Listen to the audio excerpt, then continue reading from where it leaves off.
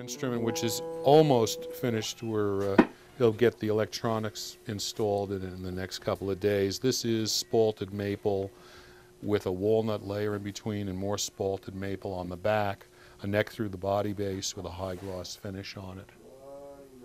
Isn't that beautiful? How much gloss work? We had talked about some of the finishing work that Jim does. How much gloss work did that take you to be able to finish that off, Jim? Oh my God, it took forever to back it up and send it out to California where Pat Wilkins did it. Yes, I see. We send it.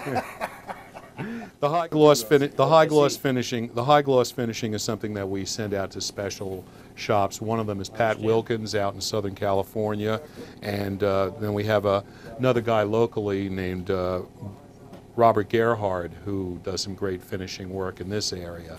So and that's just such a difficult process. Yeah, it takes a very controlled environment, and you know, you need to be able to control the airflow into the area you're working on, because you can't get it. It has to be an absolutely dust-free environment, and then there's tremendous amount of sanding, wet sanding, and then polishing with a high-speed buffing wheel that happens in order to make this instrument look like this. As I was saying earlier, one of the surest ways to get a guitar maker really furious is for somebody to look at the finish like this and go, "Oh, it's dipped in plastic," because you just want to strangle them. Yes. Because it took probably about 10 hours of labor of some of the most incredibly skilled craftspeople in the world to achieve the dipped in plastic look. And in fact, if you compare the quality of the finish on this bass to a Steinway piano or a Mercedes-Benz or anything you can think of, this is a factor of 3 of a higher magnitude of quality than any of those. Absolutely. Not to fault Mercedes or Steinway, who make incredible, wonderful things, but the quality of high-quality guitar finishing is at a level that nothing else in the world comes close to. Taking, for example, this instrument, what would you assess would have been the time involvement to get that gloss to the point that it is now?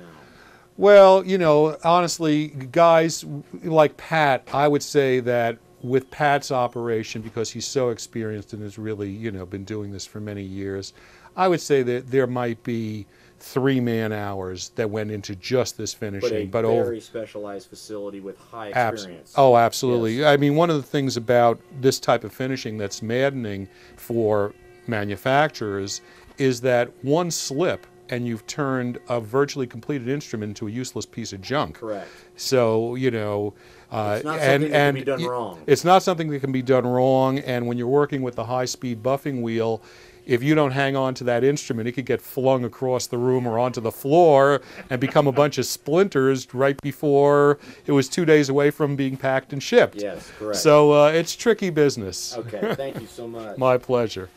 Back here is the multitude of different parts that go into different, this is all different EMG pickups for the basses, different bridges for the basses and for the guitars. I don't even want to touch this one because I'll get my fingerprints on the gold finish. But essentially these are, again, these are wrapped, it means you can touch it. Yeah. Correct. Yeah, this is a bass bridge that's been machined out of brass and then polished and gold plated. Various guitar components, guitar pickups and potentiometers, knobs of different types, even like little pieces of rubber for going underneath the bass pickups, which function as springs.